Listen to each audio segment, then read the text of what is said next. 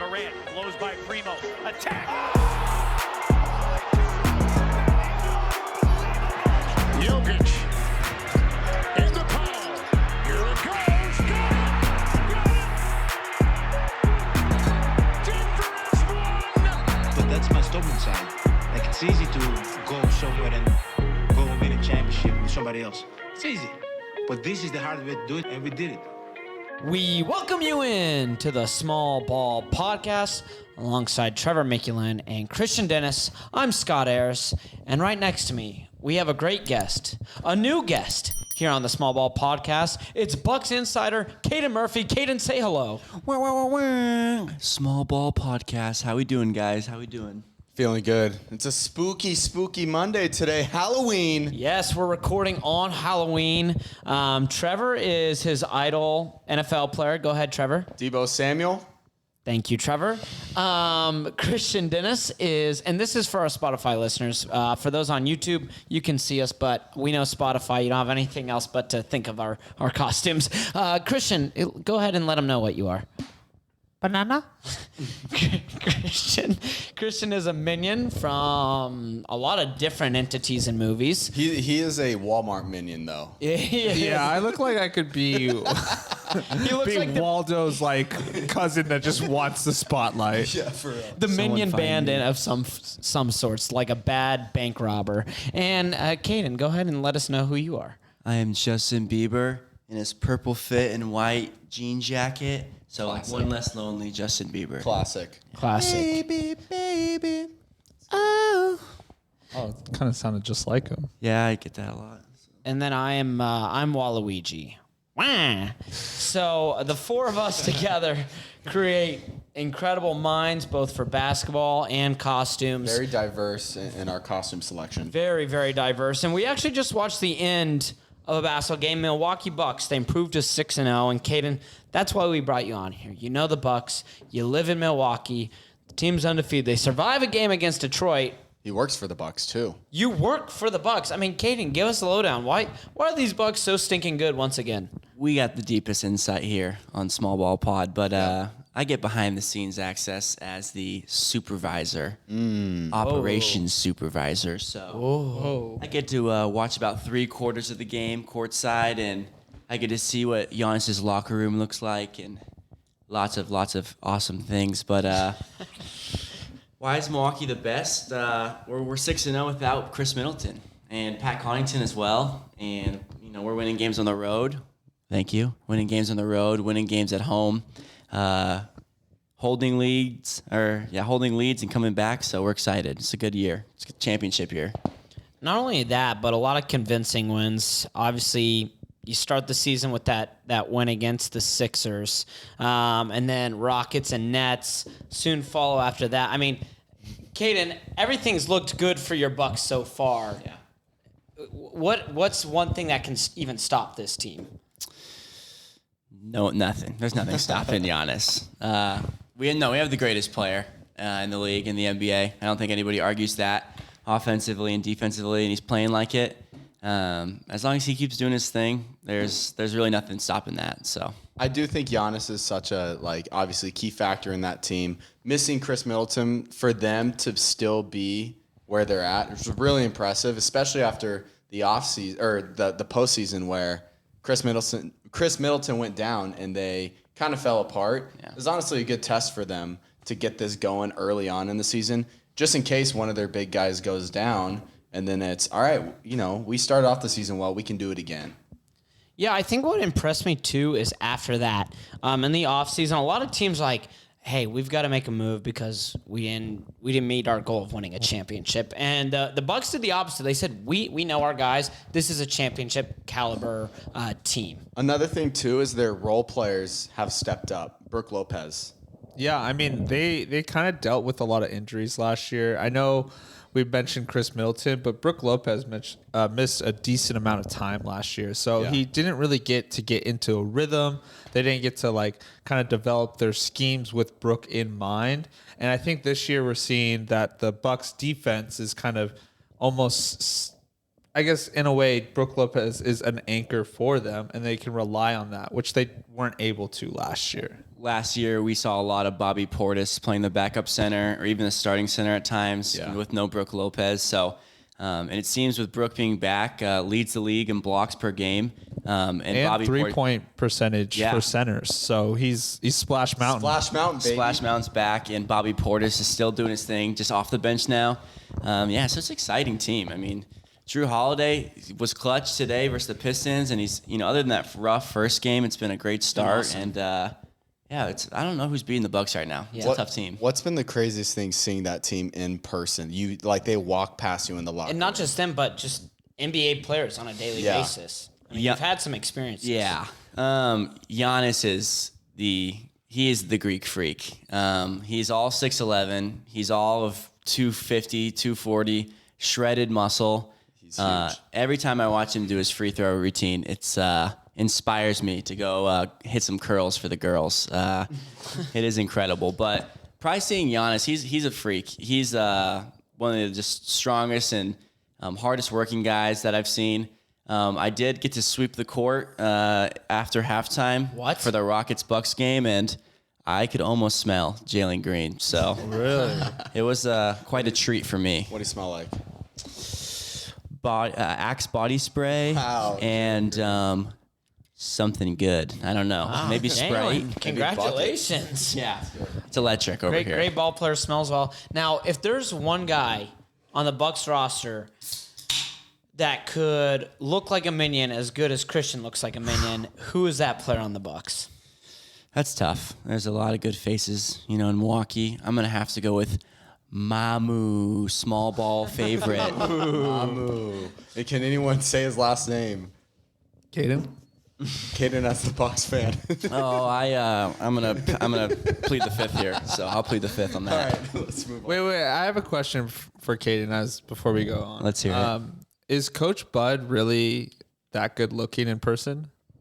It's deceiving. They say the camera adds some weight. Something about the camera taking away some looks because Bud's a stud. He's a beauty. So we appreciate that in Milwaukee's culture. We have a good-looking guy at the helm. I am all about that. And let's shine a little light to Caden. He was once a big market guy.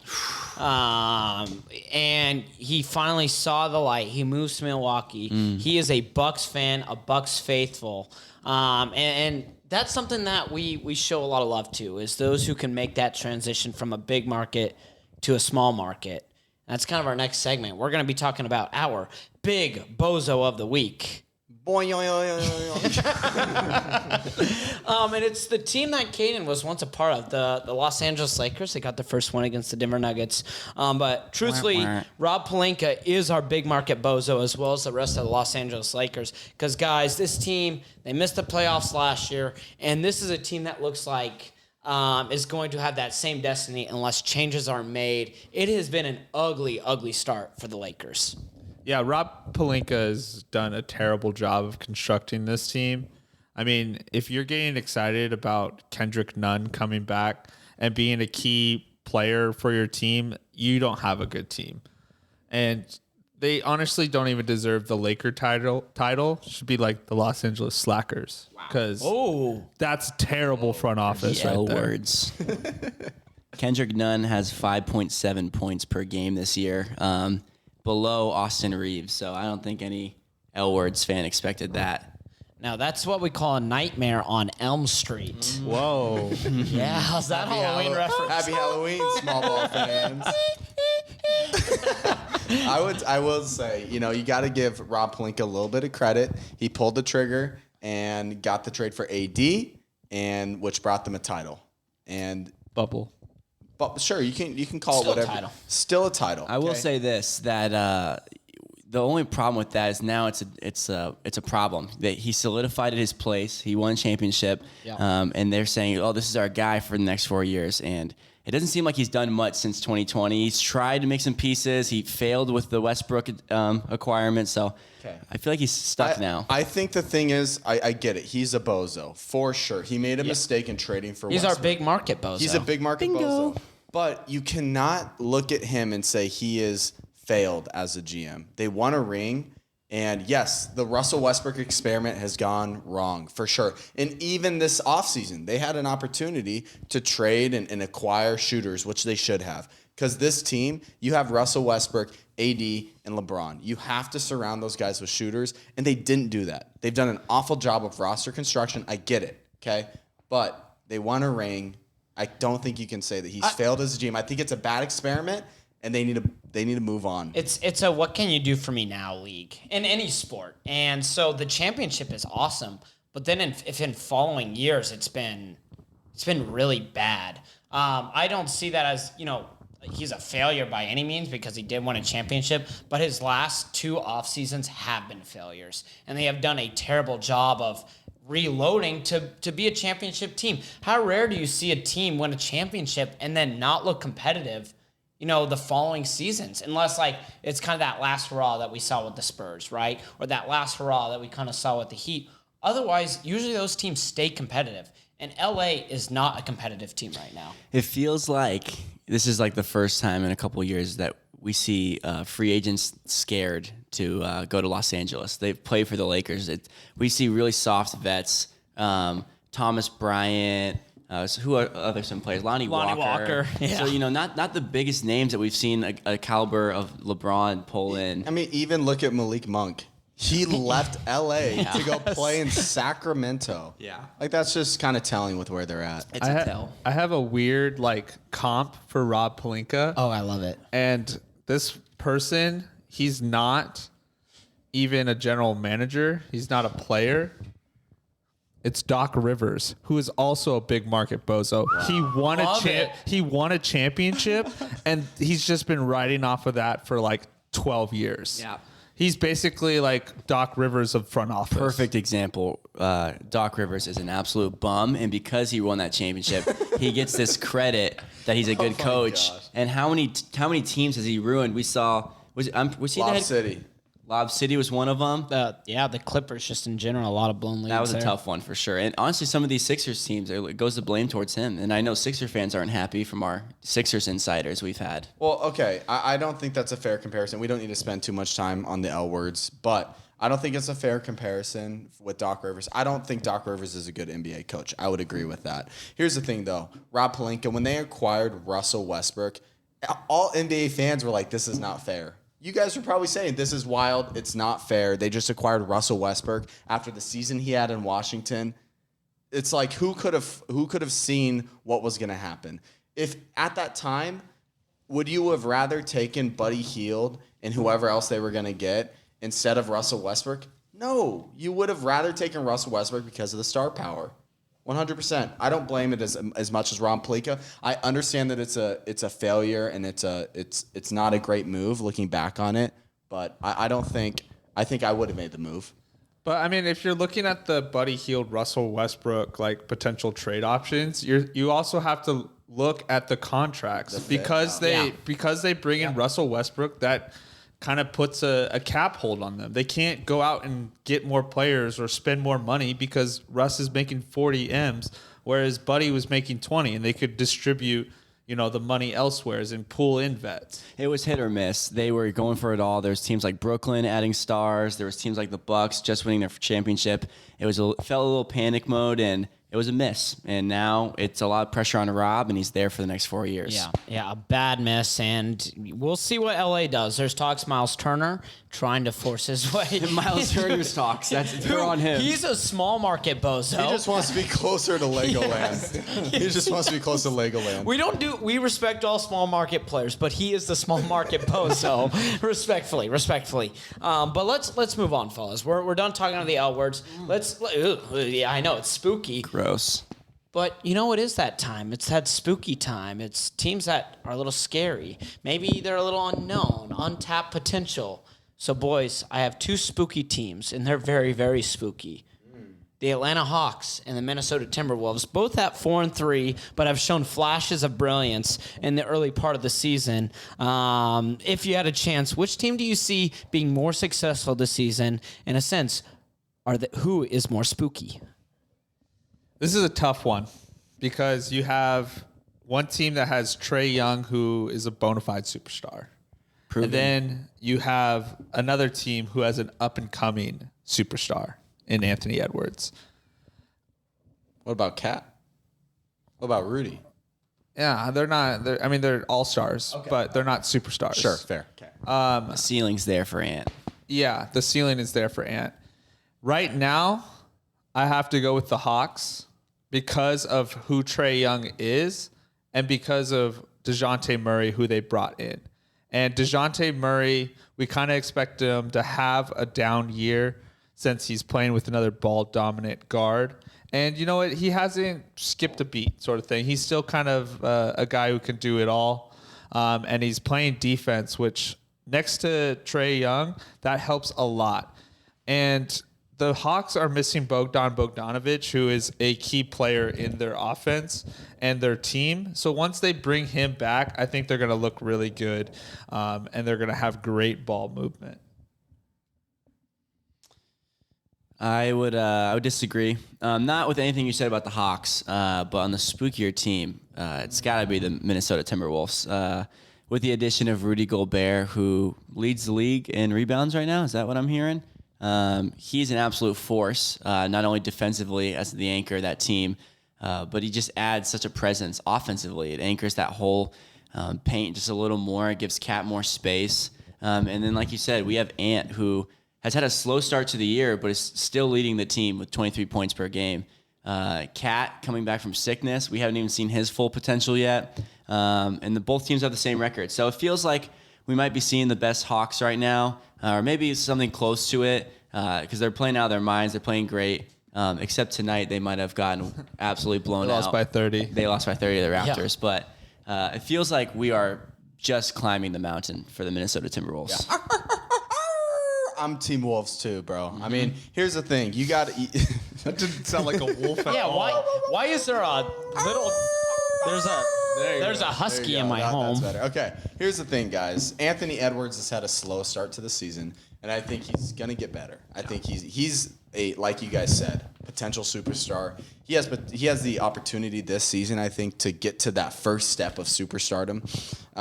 With that said, I mean, you look at the playoffs, and I don't necessarily disagree with anything. I love Trae Young. Playoff basketball, it's different. It's slowed down. It's more physical. Which team's more physical? You can't look at the rosters and say that the Hawks are going to be more physical when it comes to playoff time. Yes, they have Trae Young, all of that. But the T-Wolves have Anthony Edwards, D-Lo too, who has ice in his veins and shows up in the big-time moments. And they got those bigs that are going to be physical down low. I think they're going to be a team that if you're, slotted up against them, let's say they don't perform the best in the regular season, but in your top, 3 team in the West, you do not want to be playing Minnesota because they're physical, they're big, and they kind of have a loaded team, all 5 positions. It's interesting. I feel like you say that about Minnesota. If I'm in the East, I wouldn't want to play Atlanta in the playoffs either. I mean, we saw it 2 years ago, right, with Trae Young and that run they had in the Eastern Conference Finals. I mean, this is a team where in the playoffs it's a lot more physical, but that's where you want to have a superstar and a bona fide superstar. And that's where I see Trae Young as, wow, this is a true star in the NBA. The Hawks are spookier? Is that what you're saying? I'm going with the Hawks being a little bit spookier, but I love the T-Wolves. I will say this, though, just on the Hawks real quick.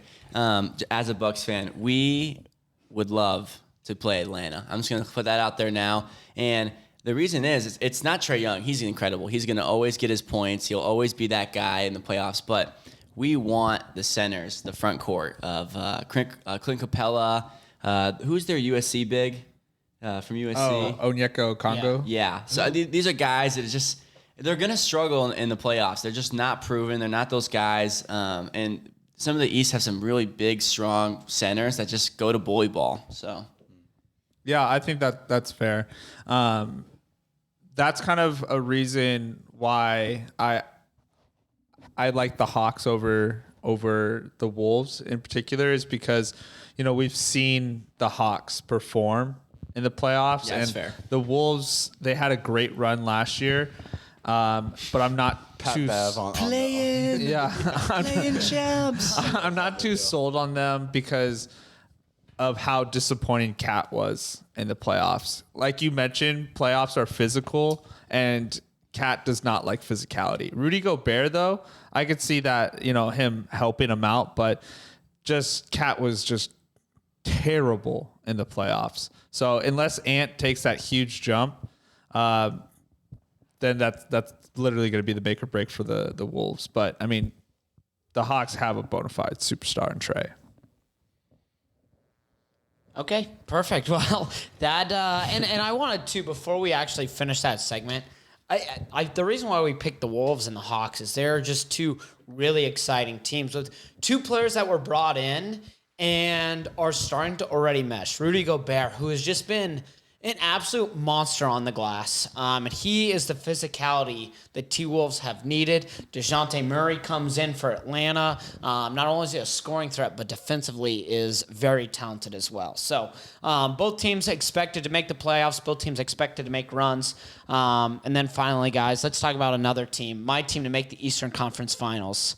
The Cleveland Cavaliers, and they have a superstar in Donovan Mitchell, who has been lights out to start this season. I mean, it feels like it's been better than expected. Caden, I know you have watched a lot of different Cavs games. Yeah. What can you tell me about this fit for Donovan Mitchell and the Cavs? It's good. It's a great fit. We're seeing Donovan Mitchell lead the team. It's around 32.2 points per game, and he's awesome. He's been that guy. He's doing exactly what he's doing in Utah, if not better.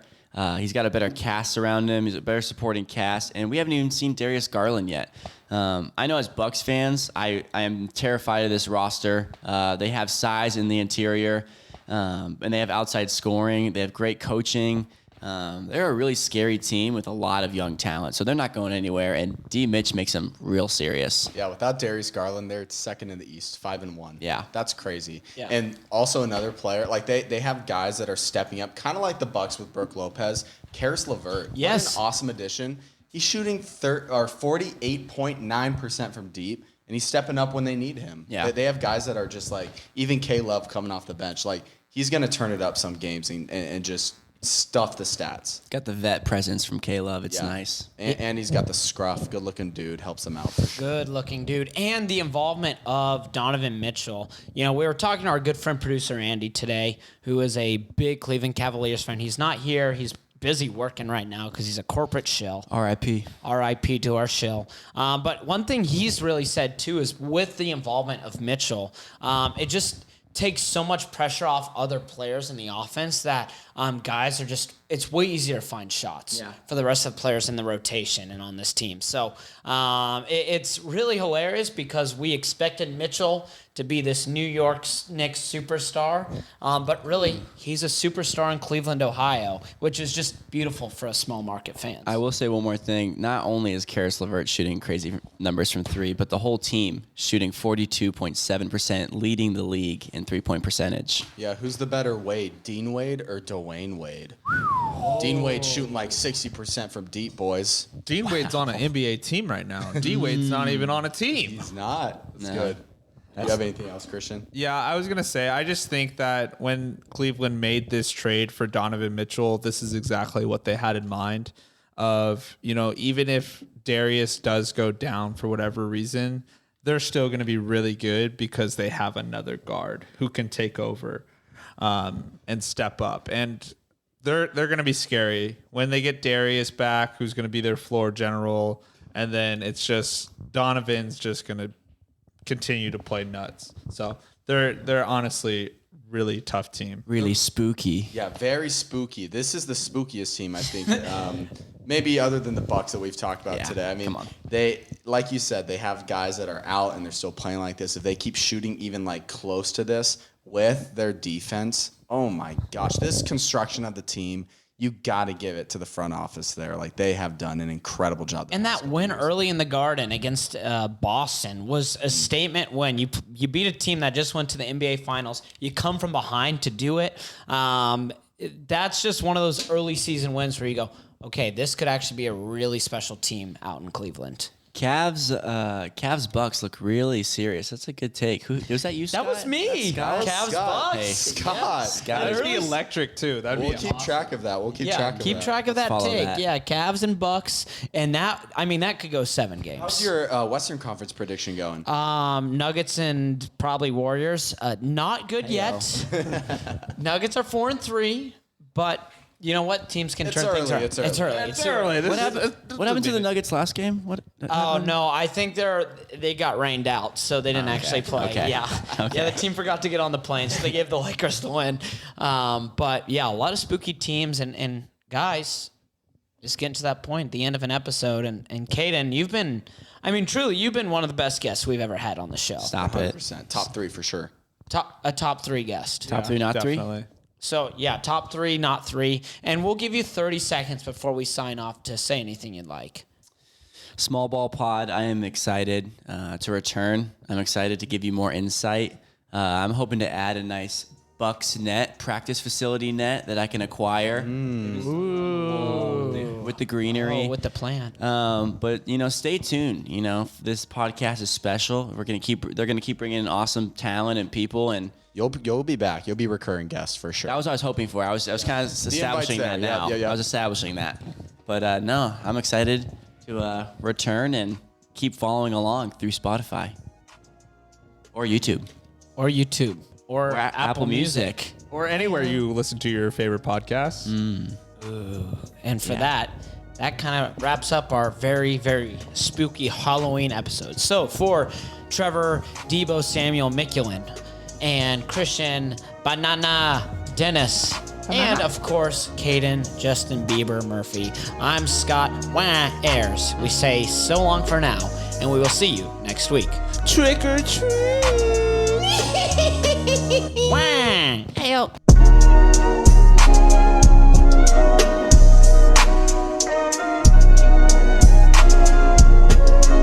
Hey, great job. You made it to the end of the video. We thank you so much for watching us here on the Small Ball Podcast. We're the only channel covering small to mid-market teams. So please make sure you hit that subscribe button. Find us on Instagram at Small Ball Podcast. Thanks so much, guys.